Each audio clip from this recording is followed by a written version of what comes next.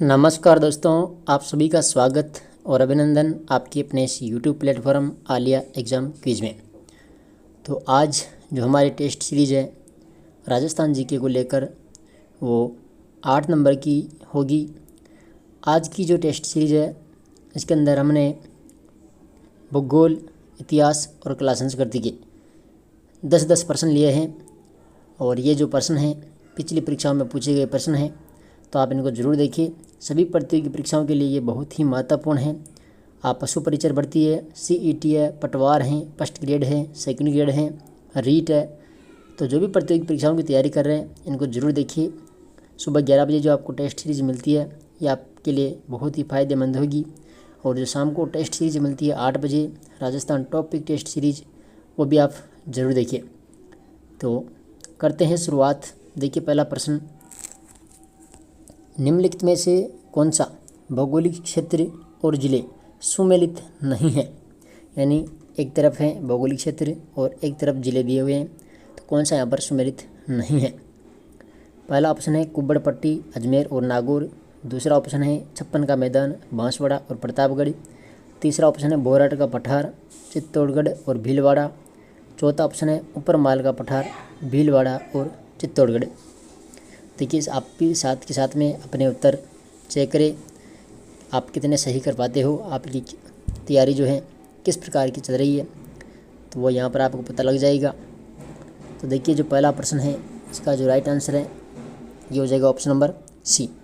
देखिए भोराट का जो पठार है ये कहाँ पर आएगा? ये आएगा राजसमंद और उदयपुर में, ठीक है। तो इसमें जो ऑप्शन नंबर सी है ये यहाँ पर सुमेलित नहीं है। बाकी जो कुब्बड़ पट्टी है वो अजमेर और नागौर में विस्तृत है। छप्पन का मैदान बांसवाड़ा प्रतापगढ़ में आता है और ऊपर माल का जो पठार है वो भीलवाड़ा और चित्तौड़गढ़ में स्थित है। तो ऑप्शन नंबर सी है, बोराट का पठार कहाँ पर आएगा? राजसमंद और उदयपुर। देखिए मैंने हर एक टॉपिक से एक प्रश्न लिया है, ठीक है, ताकि साथ ही साथ सभी टॉपिक आपके क्लियर होते रहे। दूसरा प्रश्न देखिए, लूनी बेसिन राजस्थान के किस विस्तृत भू आकृति विभाग का एक भाग है? लूनी बेसिन, पूर्वी मैदान, पश्चिमी मरुस्थल, अरावली पहाड़ी प्रदेश, दक्षिण पूर्वी पठार। तो लूनी जो बेसिन है ये कौन से भू आकृति विभाग का एक भाग है? तो लूनी बेसिन जो है जाता है पश्चिमी राजस्थान, ठीक है। तो पश्चिमी मरुस्थल इसका राइट आंसर हो जाएगा। अगला प्रश्न देखिए 3 नंबर, निम्नलिखित में से राजस्थान की सबसे लंबी नदी कौन सी है? लूनी नदी, चंबल नदी, माही नदी या फिर घग्गर नदी। तो राजस्थान की सबसे लंबी नदी कौन सी है? देखिए राजस्थान की जो सबसे लंबी नदी है वो है चंबल नदी, ठीक है। और इसकी जो लंबाई है वो है 1050 किलोमीटर, ठीक है, चंबल नदी की। तो ये सबसे लंबी नदी है राजस्थान की। और अगर यहाँ पर बनास नदी भी आता और पूछ लेता है कि पूर्णतः बहाव की दृष्टि से सबसे लंबी नदी कौन सी है राजस्थान की, तो फिर आती है बनास नदी, ठीक है। तो यहाँ पर राजस्थान की सबसे लंबी नदी कौन सी है? चंबल। प्रश्न नंबर 4, नागौर जिले में कौन सी झील स्थित नहीं है? डीडवाना झील, डेगारा झील, कुचामन झील, रेवासा झील। तो नागौर जिले में कौन सी झील नहीं है? देखिए डीडवाना नागौर के अंदर है, ठीक है। डेगाना, कुचामन, यहाँ पर जो ऑप्शन नंबर डी है रेवासा झील, ठीक है। जो रेवासा झील है ये कहाँ पर है? सीकर के अंदर, सीकर में। तो यहाँ पर ऑप्शन नंबर जो 4 है ये इसका राइट आंसर हो जाएगा। प्रश्न नंबर 5, चंबल नदी पर यहाँ पर निर्मित है, ठीक है। चंबल नदी पर निर्मित कौन सा बांध राजस्थान राज्य में स्थित नहीं है? गांधी सागर बांध, राणा प्रताप सागर बांध, जवाहर सागर बांध, कोटा बैराज। तो चंबल नदी में कौन सा बांध है जो राजस्थान में नहीं है? देखिए राणा प्रताप सागर चित्तौड़गढ़ में है, जवाहर सागर और कोटा बैराज ये कोटा में है। बाकी जो गांधी सागर बांध है ये है एमपी में, ठीक है, मध्य प्रदेश में। तो ऑप्शन नंबर जो पहला है इसका राइट आंसर हो जाएगा। ये चंबल नदी पर 4 बांध बने हुए हैं। इसके बाद देखिए छठा प्रश्न, कुएं एवं नलकूपों से सिंचाई करने की दृष्टि से सबसे प्रमुख जिला हैं अलवर, राजसमंद, श्रीगंगानगर, अजमेर। तो यहाँ पर बात हो रही है कुएं एवं नलकूपों से, तो इसमें राइट आंसर है अलवर। ठीक है, ऑप्शन नंबर जो ए है इसका राइट आंसर हो जाएगा।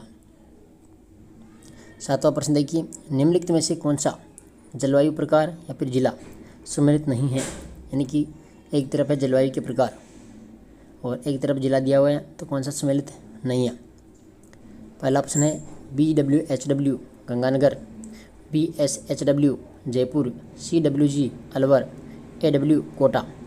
देखिए ये जो जलवायु प्रकार हैं ये किसके ने दिए थे, कोपेन ने, तो यहाँ पर कौन सा सम्मिलित नहीं है।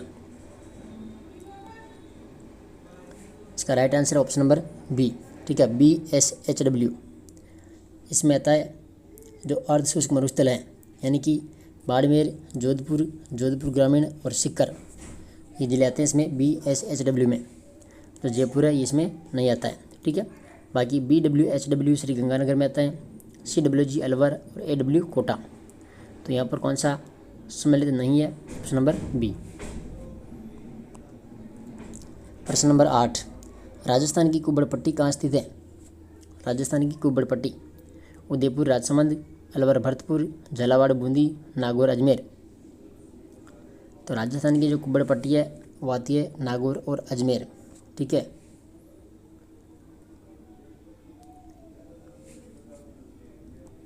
चलिए अगला प्रश्न 9 नंबर प्रश्न है, निम्न में से कौन सा राष्ट्रीय उद्यान राजस्थान का सबसे छोटा राष्ट्रीय उद्यान है।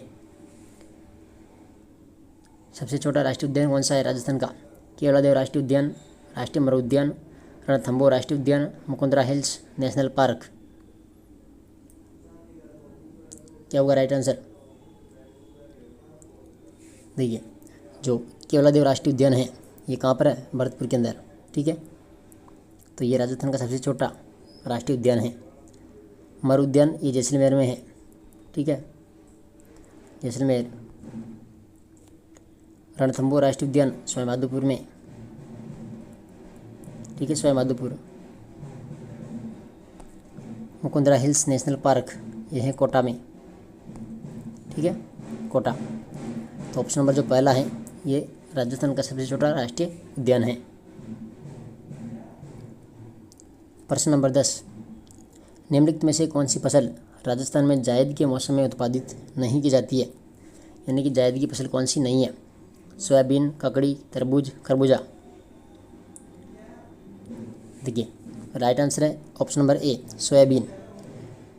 सोयाबीन कौन सी फसल है, देखिए ये है खरीफ की फसल।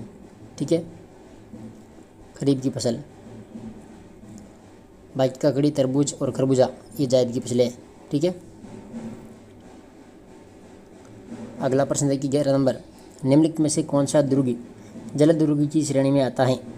कुंभलगढ़ दुर्ग, नाहरगढ़ दुर्ग, रणथंभौर दुर्ग, घाघरा दुर्ग। तो जल दुर्ग की श्रेणी में कौन सा दुर्ग आएगा, घाघरा दुर्ग। कहाँ पर है ये, झालावाड़ में। ठीक है, तो ये आता है जल दुर्ग की श्रेणी में। क्वेश्चन नंबर 12, राजस्थान का कौन सा शहर बावड़ियों का शहर भी कहा जाता है। बावड़ियों का शहर बूंदी, कोटा, बाड़मेर, टोंक। राइट आंसर क्या हो जाएगा इसमें, option number A, Bundi. Bundi को छोटी काशी भी कहते हैं। ठीक है, और बावड़ियों का शहर भी कहा जाता है। अगला प्रश्न देखिए 13 नंबर, मल्लीनाथ जी का मंदिर कहाँ स्थित है। मल्लीनाथ जी तिलवाड़ा, कोलुमंड, जायल, खड़नाल। तो मल्लीनाथ जी का जो मंदिर है वो है तिलवाड़ा के अंदर, और तिलवाड़ा वर्तमान में कौन से जिले में आएगा, बालोतरा जिले में। ठीक है, बालोतरा। ठीक है, ऑप्शन नंबर 1। कोलुमंड आएगा फलोदी के अंदर, जायल नागौर, खड़नाल में नागौर। ठीक है, अगला प्रश्न देखिए 14 नंबर, भिलाड़ा का संबंध किस लोक देवी से है। भिलाड़ा सकराय माता, करणी माता, आई माता, जीण माता। तो भिलाड़ा का संबंध कौन सी लोक देवी से है। इसका राइट आंसर है सी ऑप्शन, आई माता। ठीक है, आय माता का संबंध है बिलाड़ा, और बिलाड़ा जो वर्तमान में है वो आता है जोधपुर ग्रामीण में। ठीक है, जोधपुर ग्रामीण, बिलाड़ा जिला। ठीक है, बिलाड़ा में जो आय माता का मंदिर है ये आता है जोधपुर ग्रामीण के अंदर। देखिए, जो आय माता हैं ये सिरवी जाति है, इसकी कुलदेवी है सिरवी जाति की। ठीक है, और इसका जो दीपक है तो दीपक की ज्योति से केसर टपकती है। तो इसमें ऑप्शन नंबर जो सी है ये राइट आंसर हो जाएगा। करणी माता देशनोक बीकानेर में है, और जीण माता रेवासा सीकर में है। अगला प्रश्न देखिए 15 नंबर, किस लोक देवता को कपड़े और मिट्टी के घोड़े की प्रतिकृति समर्पित की जाती है? कौन सा लोक देवता है जिसके कपड़े के या फिर मिट्टी के घोड़े चढ़ाए जाते हैं? तेजाजी, देवनारायण जी, रामदेव जी, गोगा जी। तो राइट आंसर है रामदेव जी। ठीक है, रामदेव जी का जन्म कहाँ पर हुआ था? अंडू कश्मीर, शिव तहसील, बाड़मेर जिला। समाधि ली थी इन्होंने रोनीचा जैसलमेर में। ठीक है, राम सरोवर की पाल पर भाद्रपद शुक्ल एकादशी को वहाँ पर विशाल मेला लगता है रामदेव जी का।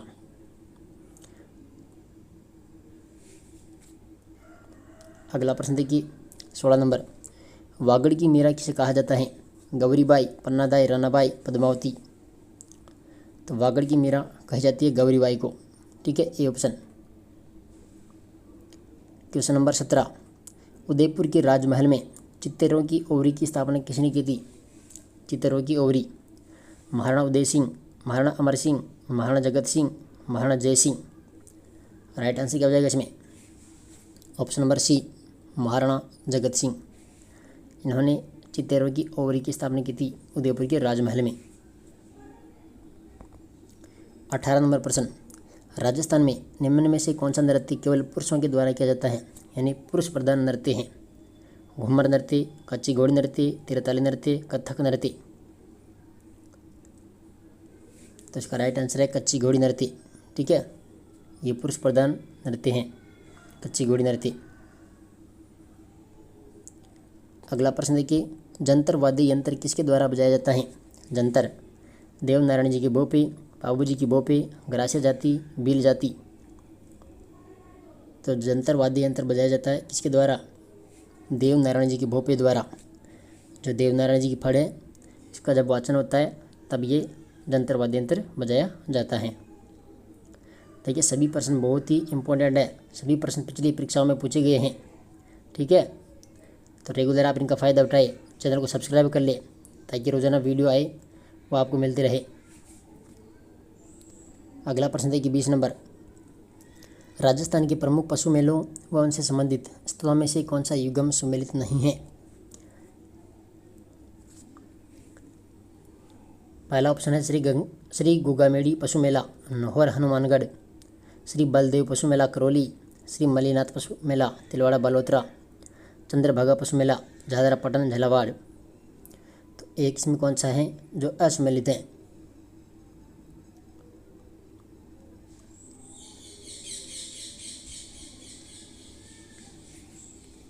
देखिए, इसमें आ जाएगा option number b, Shri Baldev पशु मेला। बलदेव पशु मेला नागौर में लगता है। ठीक है, ऑप्शन नंबर बी इसका राइट आंसर है। गोगामेड़ी नौहर में लगता है हनुमानगढ़, मलीनाथ तिलवाड़ा बालोतरा, चंद्रभागा झादरा पटन झालावाड़। तो ऑप्शन नंबर जो बी है इसका असम्मिलित हो जाएगा। इसके बाद देखिए 21 नंबर, आहड़ सभ्यता का उत्खनन कार्य 1953 में सर्वप्रथम किसके निर्देशन में हुआ? ग्रेगरी पोसल, रतन चंद्र अग्रवाल, अमलानंद घोष, अक्षय कीर्ति व्यास। तो आहड़ सभ्यता का उत्खनन कार्य 1953 में सर्वप्रथम किसके निर्देशन में हुआ था? तो यह होता अक्षय कीर्ति व्यास। ठीक है, डी ऑप्शन। 22 नंबर है, किस प्रतिहार शासक ने आदि वराह की उपाधि धारण की थी? नागभट्ट प्रथम, नागभट्ट द्वितीय, वत्सराज, मिहिरभोज। तो आदि वराह की उपाधि धारण करने वाला कौन था? और इसने एक उपाधि और धारण की थी, आदिवरा और प्रवास की उपाधि। ठीक है, तो कौन था वो? मिहिरभोज। मिहिरभोज ने उपाधि धारण की थी। ठीक है, आदिवराह या प्रवास की उपाधि। अगला प्रश्न, गुहिल वंश का प्रथम शासक कौन था? गुहिल वंश का प्रथम शासक कौन था? अमर सिंह, बप्पा रावल, राणा हमीर, क्षेत्र सिंह। देखिए, गुहिल वंश का प्रथम शासक था बप्पा रावल, इसी का नाम था कालभोज। ठीक है, कालभोज। तो ये गुहिल वंश का प्रथम शासक था और गुहिल वंश का वास्तविक संस्थापक भी इसी को माना जाता है, बप्पा रावल को। ठीक है, वास्तविक संस्थापक। अगला प्रश्न देखिए 24 नंबर, किस शासक को हसमत वाला राजा कहा जाता है? हसमत वाला राजा, शेरशाह सूरी, राव मालदेव, मानसिंह प्रथम, चंद्रसेन। तो राव मालदेव को कहा जाता है हसमत वाला राजा। 25 नंबर प्रश्न, राजस्थान में आवा का विद्रोह किसके नेतृत्व में हुआ था? हरि सिंह, तात्या टोपे, जयदयाल, ठाकुर कुशाल सिंह। देखिए, आवा का जो विद्रोह हुआ था ठाकुर कुशाल सिंह के नेतृत्व में, डी ऑप्शन। 26 नंबर प्रश्न है, निम्न में से राजस्थान का प्रथम किसान आंदोलन कौन सा था? बिज्जोला किसान आंदोलन, भेंगू किसान आंदोलन, एकी किसान आंदोलन और बूंदी किसान आंदोलन। तो राजस्थान का प्रथम किसान आंदोलन हुआ था बिज्जोलिया किसान आंदोलन। ठीक है, ऑप्शन नंबर ए, बिजोरिया किसान आंदोलन। ये चला था 1897। 1897 से चला था ये 1941 तक, सबसे लंबा चला था ये। ठीक है, 44 वर्ष तक। और कहाँ पर? ये बिजोलिया कहाँ पर? भीलवाड़ा के अंदर। ठीक है, तो ये प्रथम किसान आंदोलन था। क्वेश्चन नंबर 27, नारायणी देवी वर्मा एवं स्नेहलता वर्मा किस प्रजामंडल से संबंधित रही? देखिए, नारायणी देवी वर्मा और स्नेहलता वर्मा, पहला ऑप्शन मेवाड़ प्रजामंडल, दूसरा बीकानेर प्रजामंडल, तीसरा सिरोही प्रजामंडल और चौथा जयपुर प्रजामंडल। तो राइट आंसर क्या हो जाएगा यहाँ पर? मेवाड़ प्रजामंडल। ठीक है, मेवाड़ प्रजामंडल से संबंधित थी नारायणी देवी वर्मा, जो माणिकलाल वर्मा की पत्नी थी, और स्नेहलता वर्मा। ठीक है, अगला प्रश्न, निम्न में से कौन सा सुमेलित नहीं है? देखिए, तृतीय चरण 18 अप्रैल 1948, चतुर्थ चरण 30 मार्च 1948, पंचम चरण 15 मई 1949 और षष्ठम चरण 26 जनवरी 1950। तो कौन सा यहाँ पर सुमेलित नहीं है? यानी कि जो 7 चरण हैं उनमें से यहाँ पर कौन सा सुमेलित नहीं है? तो 4 दिए हैं। देखिए, ऑप्शन नंबर 4 है चतुर्थ चरण। ये कब हुआ था? ये हुआ था चौथा चरण 30 मार्च 1949 को। ठीक है, 30 मार्च 1949 को हुआ था चौथा चरण। ठीक है, तीसरा चरण हुआ था 18 अप्रैल 1948 को, और पाँचवा 15 मई 1949, छठा हुआ था 26 जनवरी 1950 को, और सातवां चरण 1 नवंबर 1956 को। देखिए, प्रथम और द्वितीय कब हुआ था? तो प्रथम तो हुआ था 18 मार्च 1948, प्रथम चरण। द्वितीय चरण हुआ था 25 मार्च 1948।